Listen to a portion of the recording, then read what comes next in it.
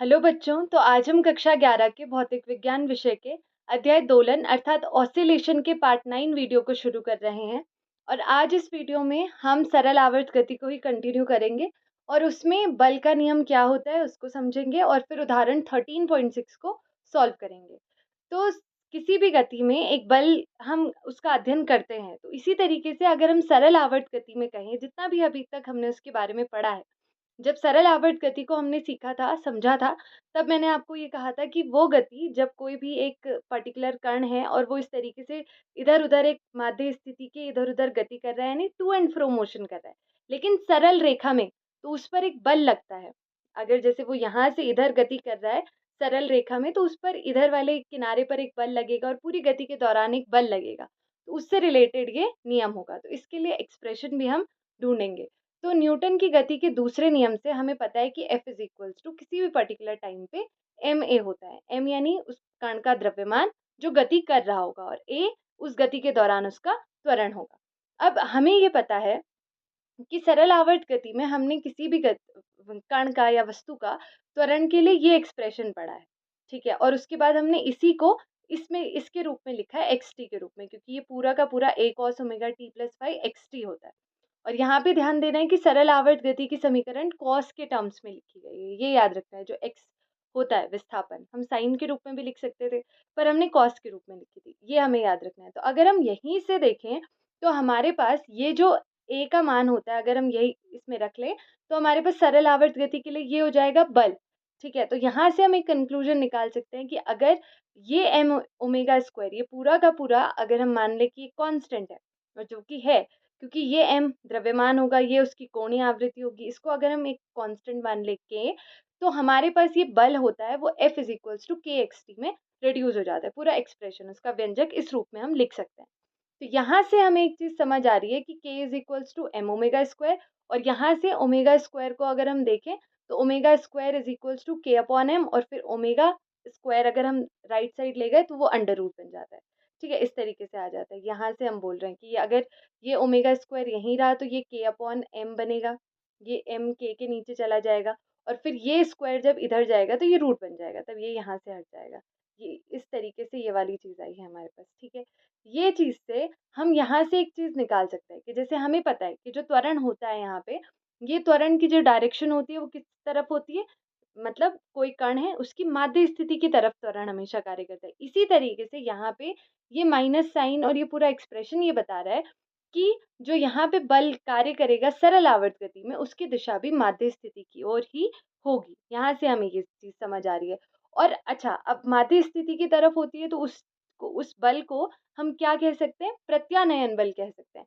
जैसे हम प्रत्यानयन बल मैकेनिक्स में पढ़ते हैं, यांत्रिकी में जब हम पढ़ते हैं, फोर्स के बारे में नॉर्मली हम पढ़ते हैं, गति के बारे में जब हम पढ़ते हैं वहाँ पे, तो हम प्रत्यानयन बल बोलते हैं। जब हम इलास्टिसिटी में इसको पढ़ते हैं, तो वहाँ पर वहाँ की ही तरह सरल आवर्त गति में भी हम इस बल को, जो कि हमेशा जो गति करने वाला कण है या वस्तु है, उसकी गति को वो हमेशा माध्य स्थिति की तरफ ही रखेगा। ऐसे बल को ही तो हम प्रत्यानयन बल कहते हैं, यानी रीस्टोरिंग फोर्स कहते हैं, जो हमेशा उसको उसकी गति की तरफ ही, मतलब जैसी उसकी स्थिति थी उसकी तरफ रिस्टोर करता है। तो जैसे अगर वस्तु इस तरीके से इधर चली गई, तो वापस उस पर यहाँ एक ऐसा बल कार्य करेगा जो उसे वापस यहीं लाना चाहेगा, अपनी माध्य स्थिति की तरफ। यहाँ होगा तो इधर काम करेगा, और यहाँ से जब वो इधर इस वाले किनारे पे जाएगा तो भी इधर कार्य करेगा। ये माइनस साइन यहाँ पे ये बता रहा है, ये वाला माइनस साइन यहाँ पे। तो इसीलिए हम इसको प्रत्यानयन बल भी कहते हैं। इसीलिए जब हमने सरल आवर्त गति पढ़ी थी, उसमें हमने ये पढ़ा था कि ऐसा बल जो मतलब सरल आवर्त गति में वस्तु पर ऐसा बल कार्य करता है जो उसके विस्थापन के अनुक्रमानुपाती होता है या समानुपाती होता है, हम ये बोल सकते हैं। और उसकी जो दिशा होती है, ये माइनस ये बताता है, हमेशा माध्य स्थिति की तरफ होती है। ये हमें यहाँ से समझ आता है। तो ये हमने देख लिया कि हमने जो डेफिनेशन बनाई थी वो हमने कैसे बनाई थी, ठीक है। अब हम थोड़ा-सा इसको और फ़ॉर्मूले को एक्सपैंड करते हैं, थोड़ा-सा इसके बारे में और फ़ॉर्मूले को समझते हैं कि कैसे ये और किसी और रूप में चेंज किया जा सकता है। तो ये चीज़ तो हमने अभी पीछे स्लाइड में देख ली। अब हम यहाँ से एक चीज़ समझ गए कि जो F है वो प्रोपोर्शनल है xt के। और ये माइनस साइन बता रहा है कि वो माध्य स्थिति की तरफ ही होगा।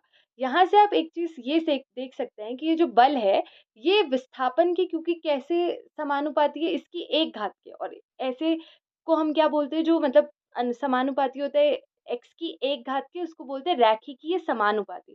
क्योंकि x की 1 घात है, अगर x की 2 घात होती तो द्विघातीय बोलते हैं, तो x की 1 घात है इसलिए रैखिकीय बोलते हैं ना, मैथ्स में भी बोलते हैं। तो इसीलिए हम इसको ये बोल सकते हैं कि कोई भी कण है या वस्तु है जो इस तरीके से दोलन कर रहा होगा, इस तरीके से सरल आवर्त गति कर रहा होगा, अगर उस पे ये बल F काम करेगा, जो क्योंकि ये बल उस सरल आवर्त गति में काम करेगा तो वो उसके विस्थापन के समानुपाती होगा और रैखिकीय समानुपाती होगा, इसीलिए उस पर्टिकुलर कण को हम बोल सकते हैं रैखिकीय दोलक।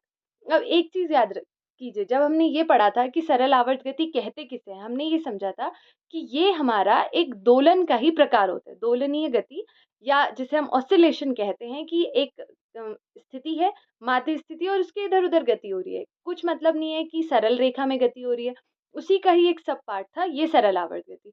तो वहाँ पे जब हमने दोलन में पढ़ा था तो इसी टर्म में, क्योंकि ये सरल आवर्त गति है इसीलिए x की 1 घात पर डिपेंड कर रहा है। लेकिन अगर ये हम दोलन की बात करते हैं उसमें x की 1 घात के अलावा और टर्म्स भी होते हैं, जैसे एक्स स्क्वायर होता है, एक्स क्यूब होता है, तो वो हम यहाँ पे कंसिडर नहीं कर रहे क्योंकि ये सरल आवर्त गति है। तो उन टर्म्स को हम बोलते हैं अरैखिकीय दोलक, मतलब जो भी दोलन करेगा उसको फिर बोलेंगे कि ये अरैखिकीय दोलन गति थी। ठीक है, पर हम क्योंकि ये पढ़ रहे हैं तो ये रैखिकीय दोलन गति है। ठीक है, और जो गति करेगा वो कण, उसको रैखिकीय दोलक कहेंगे। ठीक है, अब इसके बाद यहाँ से हम ये बोल सकते हैं F इक्वल्स टू ma हम लिख सकते हैं। अब a भी इसका मतलब प्रोपोर्शनल है इसके, ये दिशा के लिए है। ठीक है, ये हम यहाँ से भी कंक्लूड कर सकते थे, ये हमें a का, ये मैंने पिछली स्लाइड में भी लिखा था, तो ये a यहाँ से एक्स टी के यहाँ से भी प्रोपोर्शनल आ रहा है, यहाँ से भी आ रहा है, तो ये हमने एक कंक्लूजन ड्रॉ किया। अब इसको बल से हम आवर्तकाल देखते हैं कि आवर्तकाल कैसे लिख सकते हैं। वैसे आवर्तकाल इस फॉर्मूले से भी लिखा जा सकता है, ये ओमेगा है, ओमेगा इज इक्वल्स टू 2 पाई/टी आता है, तो 2 पाई/टी इस ओमेगा की जगह लिख के हम टी निकाल सकते हैं, कैपिटल टी आवर्तकाल। लेकिन हम इससे भी टी निकाल सकते हैं, कैसे?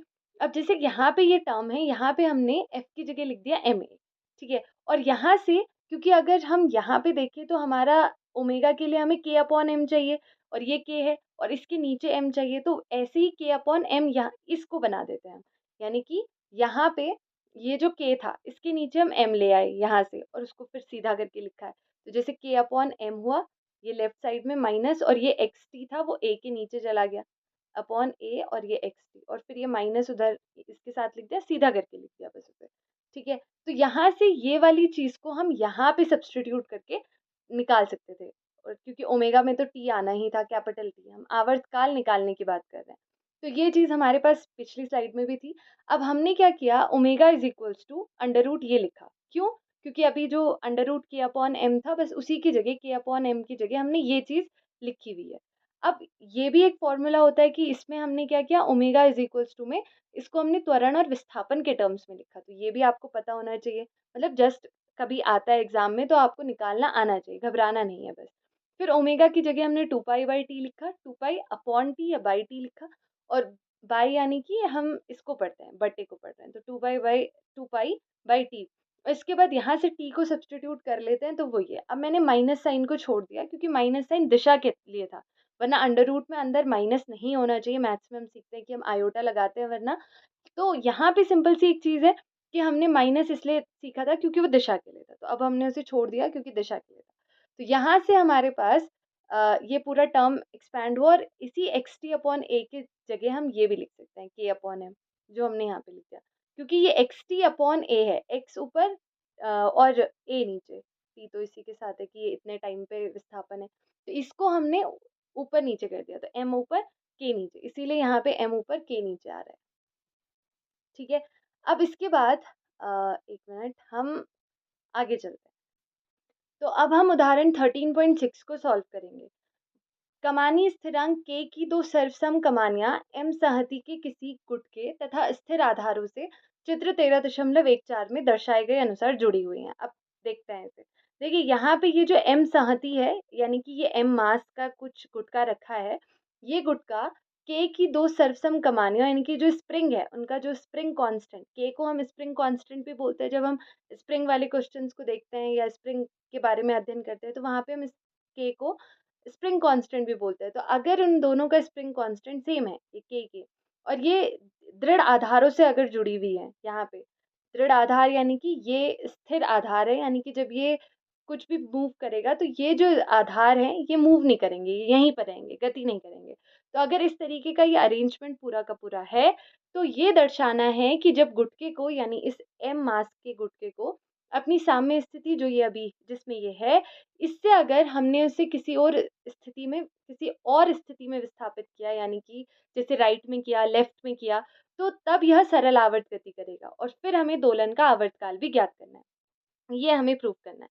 तो देखिए, अगर हमें सरल आवर्त गति में प्रूव करना है, तो कुछ हमें दिखाना पड़ेगा कि ये सरल आवर्त गति कैसे कर रहा है।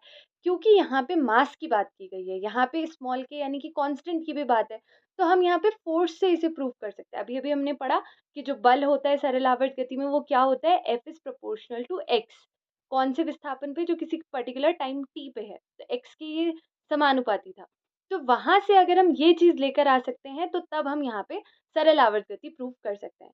ठीक है, तो ये कैसे करेंगे ये देखते हैं। मान लिया ये जो गुटका है m, ये जो इसकी साम्य स्थिति है, इससे हमने इसको दाईं ओर x दूरी पर राइट में विस्थापित किया, यानी कि यहाँ से इसको ऐसे विस्थापित किया। तो इसका जो डायग्राम है वो फिर कुछ ऐसा दिखता है। अगर हम इसे यहाँ पे देखें, तो यहाँ से हमने इसे इस दिशा में x दूरी पे विस्थापित किया, यानी कि इसकी माध्य स्थिति से, तो यहाँ से ये विस्थापित हो गया, यानी कि यहाँ पे इसका O चला गया, यानी कि ये O है इसका। ठीक है, तो अगर ऐसा हो गया, अच्छा अब आप मुझे ये बताइए सोच के कि जब इसे हम ऐसे मूव करेंगे, तो जिस स्प्रिंग से ये इधर की साइड लगेगा, तो वो स्प्रिंग जो इधर वाली लेफ्ट वाली स्प्रिंग है वो ऐसे खिंच जाएगी, और जो राइट वाली स्प्रिंग है क्योंकि वो इधर हो गई, क्योंकि स्थिर आधार है इधर साइड, तो वो दब जाएगी, यानी कि वो पिचक जाएगी, ऐसे कंप्रेस हो जाएगी, हम ये बोल सकते हैं।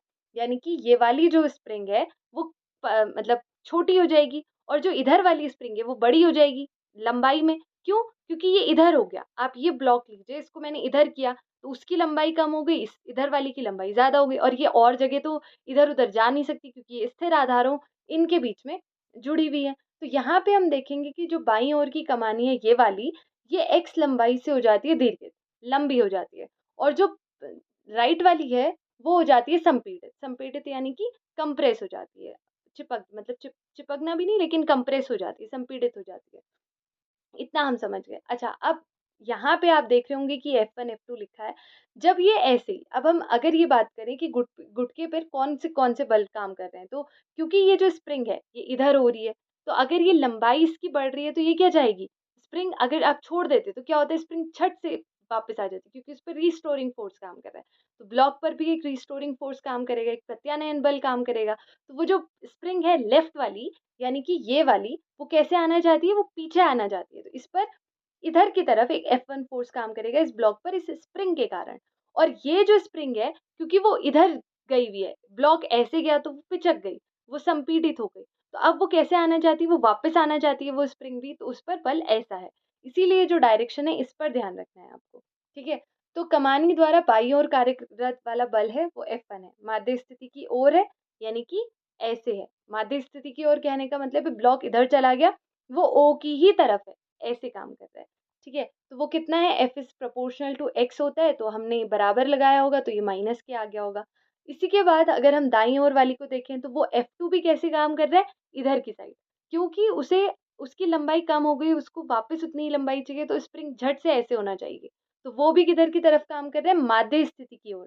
ये F2 को देखिए, ये भी O की तरफ काम कर रहा है, O ही तो थी माध्य स्थिति, उसकी तरफ। ये कितना हो जाएगा, F2 प्रोपोर्शनल टू x, यानी कि जितनी दूरी से विस्थापन हुआ था, और फिर वो बराबर लिख देंगे तो कांस्टेंट वाला आ जाएगा। अब ये दोनों जो बल हैं, इसके कारण गुटके पर नेट बल कितना हो जाएगा आपके पास, F1 और प्लस F2। तो दोनों को जोड़ेंगे तो minus K x plus minus K x, यानी कि दोनों जुड़ जाएंगे तो माइनस 2 के एक्स, ऐसे होगा ना। अब ऐसे माइनस के एक्स दोनों जुड़ गए, और दूसरा वाला माइनस के एक्स, तो ये माइनस और ये प्लस हो जाएगा माइनस, तो दोनों हो जाएंगे -2 के एक्स।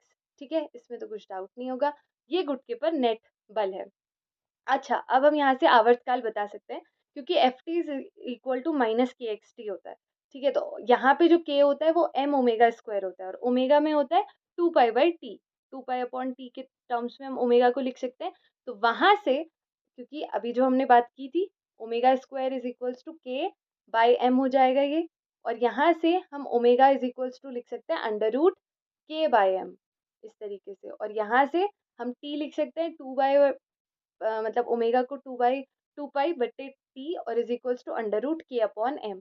और यहाँ से टी को हम लिख सकते हैं फिर इस तरीके से, एक मिनट, इस तरीके से हम इसको आगे एक्सपैंड कर सकते हैं। ये हमने ओमेगा को लिख दिया और इस तरीके से हमने टी को उधर साइड भेजा, ऐसे लिख दिया, जो हमने पीछे भी देखा। बस यहाँ पे एक चीज़ नई ये है कि यहाँ पे के साथ 2k आ रहा है। क्यों? क्योंकि यहाँ पे भी 2k है। ठीक है, अगर वो केवल k होता था जो हमने अभी पिछली स्लाइड्स में देखा है, कुछ स्लाइड्स में, तो वहाँ पे केवल k था, यहाँ पे 2k है क्योंकि नेट बल यहाँ पे इतना आ रहा था, इसीलिए यहाँ पे भी 2k हो जाएगा। ठीक है, बाकी तो सेम वैसा ही है जैसे हमने पीछे सीखा।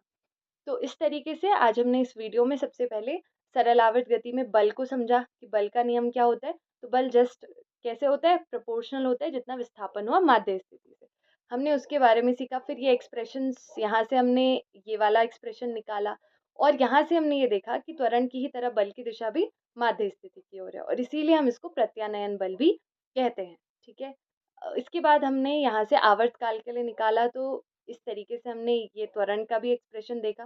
तो यहाँ से हमने a अपॉन एक्स टी के लिए देखा और उसी को हमने कन्वर्ट किया। यहाँ से जो हम ओमेगा से t वाला निकालते हैं, यहाँ से हमने इस पूरे की जगह एक्स टी अपॉन ए की जगह लिख दिया था k अपॉन एम और फिर उसको ऊपर नीचे करके निकाल लिया था। तो अगली जो वीडियो होगी उसमें हम सीखेंगे कि सरल आवर्त गति में ऊर्जा के क्या क्या टर्म्स होते हैं, उनके बारे में हम सीखेंगे। तो तब तक के लिए आप इन सबको रिवाइज करते रहिए। अभी के लिए थैंक यू।